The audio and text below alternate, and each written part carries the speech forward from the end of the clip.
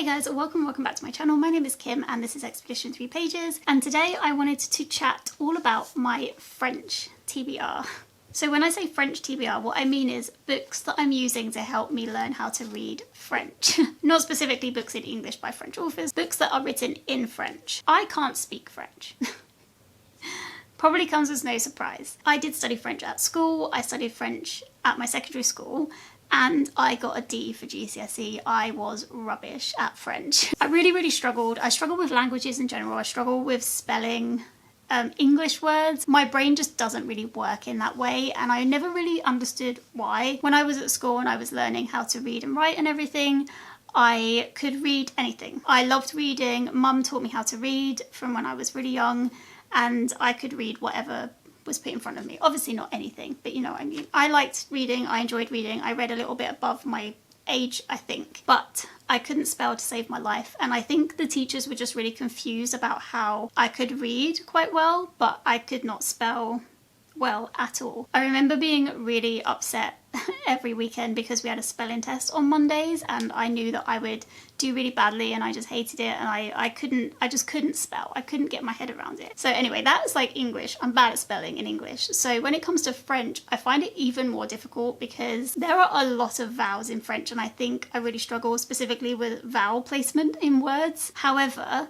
I am, like in English, much better at reading. I think that goes for most people when they're learning languages, as they are much better at reading than any of the other things, speaking, writing, listening. That's the other one. So the reason why I carried on learning French even though I wasn't very good at it is because in 2010 I moved to Canada for a working holiday, and when I was sent home after my first year's working holiday visa, I was devastated. I felt like I'd split up with a boyfriend. Like, I felt like my whole world had been ripped apart. I wanted to live there. I absolutely loved Canada. And I still love Canada. So I made it my mission to be able to move back to Canada. And I looked at the requirements and what helped you emigrate to Canada. And two of the things were, one, if you had a degree, then that gave you more points. Two, if you spoke French, because they speak French in Canada. And so I was like, great, I'm gonna get a French degree.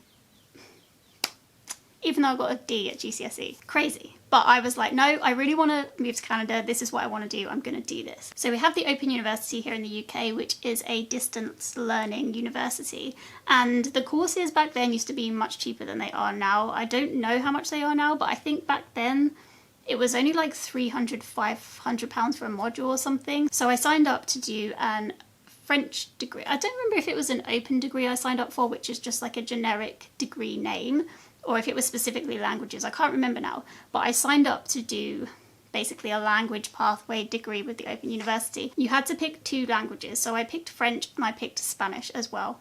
What was I thinking? Truly, what was I thinking? And I started that and I did a couple of modules in both French and Spanish, and I struggled. No surprise. I just found it so difficult, and I don't know why I thought I could do it at degree level. I really don't. But I carried on pushing and I did pass the modules. I think I only just passed them though. I remember doing an oral exam on the phone to someone and just having a breakdown afterwards because it went so badly, but I somehow passed that. Who knows? So I did end up getting my degree in the end. I ended up getting a degree. It was an Open University degree, which means I could choose my pathway. It wasn't a named degree, but I did choose the physics pathway in the end. And I did well. So that was good. It was a good switch. I really enjoyed physics. Science made a lot more sense to me, and I really enjoyed it. So I'm glad that I did that. It was great, and I'm glad that I've got my degree doing that. But yeah, back to French. Okay, so in the meantime, I moved back to Canada for another year in 2016. However, this time I've met my partner. He lives in the UK. So I ended up deciding just to stay out there for 1 year, even though it was a 2-year working holiday visa. That still breaks my heart a little bit. And I ended up moving back to the UK to be with my partner instead of trying to emigrate out in Canada. And then I did kind of leave French behind a little bit when I came back from Canada the second time. But over the years, I've kind of dipped in and out of Duolingo, which is a learning app, which I'm sure most people know about. If you don't know about it, it gamifies learning French. So you do tiny little short lessons every day and it keeps you kind of consistent. And so I did dip in and out of that a little bit. I never really took it too seriously. I always got Angry Duo, I'm sure.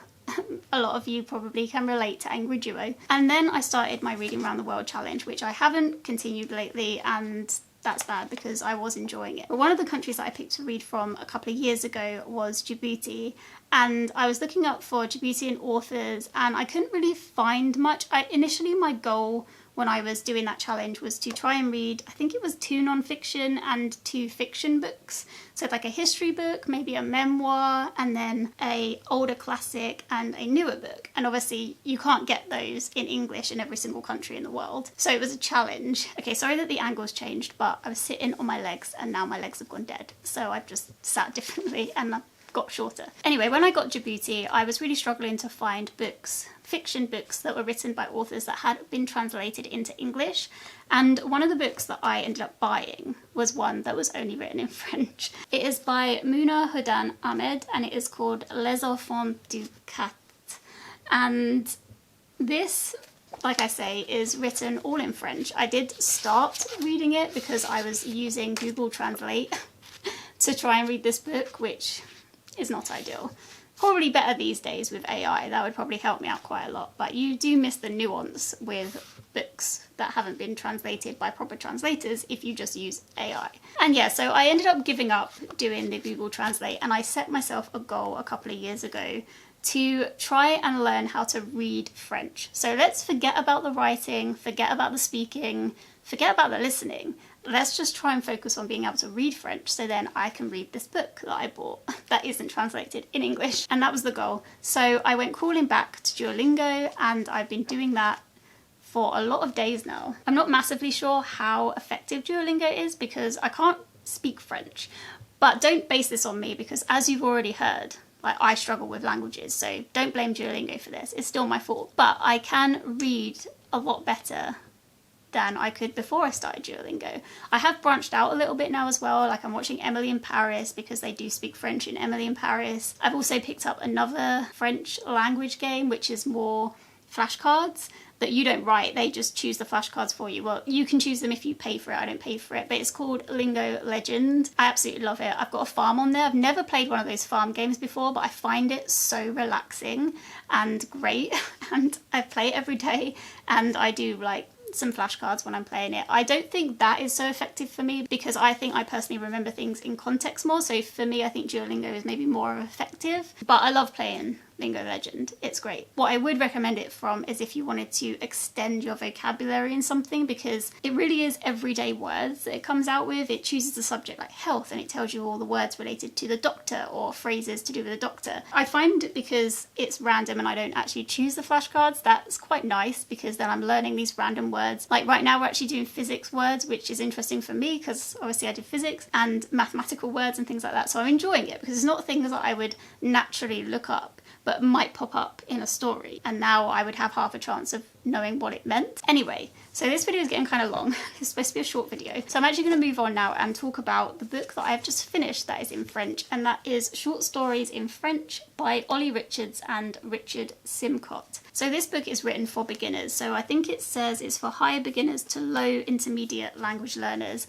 And this is basically a collection of short stories that are split up into 3 chapters each. At the beginning of the book, Olly Richards has written an introduction which basically explains how to use the book, because he does recommend reading through each chapter first without looking up any of the French words, just to test your pure comprehension of that chapter without knowing some of the words maybe.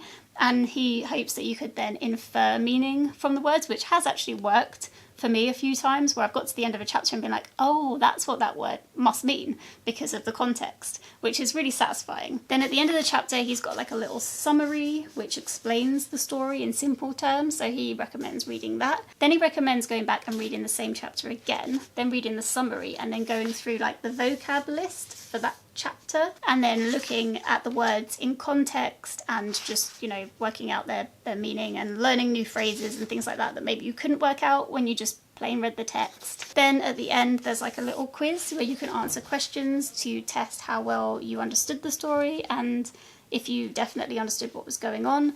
And there's 5 questions at the end of each chapter, which is really good because actually in the beginning I was doing quite well, but I do think the stories do get slightly harder or more difficult when you move up, and so there was a couple at the end where I did miss the meaning and then I had to go back and actually learn the words and phrases properly. Now I think that happened to me because when I read this, I only read the chapter once, read the summary and answered the questions. I didn't go back and do it again. So I didn't do what Olly Richards recommended. So that's definitely why I got some of the questions wrong towards the end. So if I'd done it properly, then that wouldn't have happened, you know?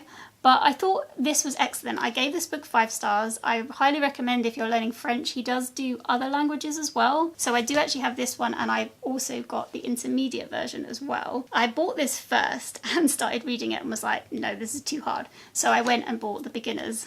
I'm always like 5 steps ahead of where I'm actually at, you know, in my head. And I just finished this the other day and highly recommend it, loved it. The stories as well themselves are actually engaging. The first couple of stories I would say maybe aren't as gripping, but as you move on, he moves into more like fantasy genre. And I really enjoyed it, especially the last story. I was actually highly invested in the last story. So yeah, highly recommend this if you're reading French. And like I say, I think it's the same stories that he translates into all the other languages as well. I think so because Spencer's got the German version of this, and at least the first story is the same, so it must be the same, just in different languages. So yeah, I'm not actually going to start this next because I do have a pile of books written in French that I've bought over the years that I want to work my way through to get better at reading in French. And I don't just want to go straight onto this, I want to try and read one of the actual French books I have first, and that is Vert by Marie Desplechin. And this book I bought in France on one of my holidays, and it's just a little children's book. It is number 1 in a series, and it's supposed to be funny. It's following this young witch who is very reluctant to learn her witchy ways from her mum. So her mum ends up sending her to her grandmother once a week to learn how to be a witch. And then things kick off from there, I think. And yeah, it seems really sweet. I did read like the first chapter when I bought it, but that was like last year, I think. So I'm interested in, now I've picked up this, to then pick up this and see if I can understand more. I do feel more confident with reading now, so I'm hoping that I can understand this. After I finish Avert, then I'm going to move back to Olly Richards' short stories, and I'm going to read the intermediate ones. And then that's it for those specifically learning books. So if you have any recommendations for if there's any more like intermediate books like this that you would want to recommend me, or that you've read in other languages by different authors that you would recommend, let me know, because I am interested in still buying those because I'm, you know, still early days. But yes, once I finish these 2, then I am going to move on to the next children's book I have, which is Ulysse Moore, La Maison au Miroir. Miroir. I can't speak. Miroir. Please don't judge me. This is so embarrassing. Anyway, this book unfortunately isn't the first in a series. This is book number 3. What was I thinking? I don't know. But I thought this looked kind of like a fun adventure story. There's like pictures inside and things like that. So this book, you're following these children who are investigating a town called Kilmore Cove. And it says it's a very strange village where strange things happen. There's a statue there that represents a king that never existed. There's other things. Can't fully read the back yet. I did translate it for myself last night, but I can't remember what I said now. Anyway, it's like mysterious, and they've got to go and investigate this house of mirrors, basically. Anyway, so that is going to be the next one I read. Then my plan is, it's actually the first children's book I bought in French in France on one of my holidays. And it is Anne of Green Gables in this beautiful edition. I'll try and do a cutaway of it and show you some of the pictures in it because they're absolutely stunning. They're so cute. But I did start reading this. It says it's from 8 years, but because this is a classic, and it's a shortened down version of a classic, that some of the terms that they're using are like old worldy terms. So I found it was more difficult for me to try and read this because I'm trying to translate like old school language and French at the same time. So I'm just giving myself sorry, you can see the ring light here. So I wanted to give myself a bit of a break before I tried to carry on reading this. And that's why I'm reading it after the other 2 children's books. Hopefully by that time, then I can handle it a lot better than I could when I tried to read it before. Then I'm moving to young adult. Yes, I have bought way too many books in French. Spencer was like, what are you doing? Why do you keep buying these books? I'm like, yeah, but they're graded up so I can learn. That's why. So yeah, I bought A Winter's Promise. This series was actually originally written in French, and so I thought there wasn't a more perfect series to try and read in French as like a French young adult series. So this is the one I'm working on next. I did go out and buy the second one as well. Sorry, the ring light is really bad. I did go out and buy the second one as well, and I thought that it was the same cover. It's not. Completely different. I mean, what is that? This is because I don't imagine things in my head. I'm sure that's why I don't remember what things look like. I was convinced that this was like the same type. Completely different. The fronts are kind of similar though, so I'm looking forward to get into these because I've heard it's a good series. It's also a quartet, so there are 2 more books. Once I get to the first one at least, then I will buy the other 2. After I've graduated from my young adult book, I do have an adult short story that I bought in France, which is Robin Hobb. Of course, I can't have a video where I don't talk about Robin Hobb. This is Homecoming. So that's the short story Homecoming. I do have it in English as well. It's in the Inheritance book, which is a bind up of short stories. But that is the one story in that book that I want to try and read in French first and then read it in English to see how well I comprehended. So by the time I get to this one, I'm hoping to read it without having to look much up and just see like what I get from it and if I'm getting the right thing from it, because then I can directly read it in English and find out. So yeah, I'm really, really excited about that one. So this is actually the last book I have before I can reach my boss book. So this is obviously the boss of this challenge, and this is the end goal because this is not translated in English. So I will never be able to read this unless I translate it myself or unless I can read in French. So this is the end goal. This is my boss. This is what I'm aiming to do. So yeah, this is the main goal. Wish me luck. I suppose the only thing is if I do read this in French, and this is the only one that I can't recommend to an English audience who don't read in French because you won't be able to read it. But with things like AI, and I know it's controversial and I know people are losing their jobs, and all over, people are losing their jobs in every industry because of AI. And I do understand it's a very serious thing and I don't think it should be happening. 100% laws should be put into place to protect people's jobs. What's the point of getting AI to do everything? Why is that the end goal? It shouldn't be the end goal. But because of AI, it is helpful for some things. I know it's not going to get nuance in books in the same way that a translator would, but for stories that are not translated, that the publishers are not translating themselves into your spoken language, in your language you can read, I think it's actually got huge potential for authors who are maybe self-published, who don't have the backing of professional publishers to help them out and get them a translator and everything like that. It does have huge potential for more reach for authors in other languages and in other countries. I don't personally think that the author should use AI to translate the book and then sell that. In my opinion, that might be a step too far, but individual readers using translation tools to help them find books from other countries, it feels more acceptable to me. I don't know, let me know what you think. I know this is a controversial topic, so yeah, just let me know your thoughts and feelings on that. And if by the time I finish this book and I do enjoy it, it could be that by that time I could recommend it to an English audience because there is an easier way to translate books that haven't been translated already. So it is conflicting. I don't agree that people should be losing their jobs, but there does need to be a bit of a balance with things that will help everyone out in the long term. Maybe I shouldn't be thinking like that. Maybe that is the wrong thing to think. Let me know what you think down in the comments because this is a very interesting topic, and it's interesting when I have a book in my hands that I can't read in any other way other than using my own skills to translate it myself,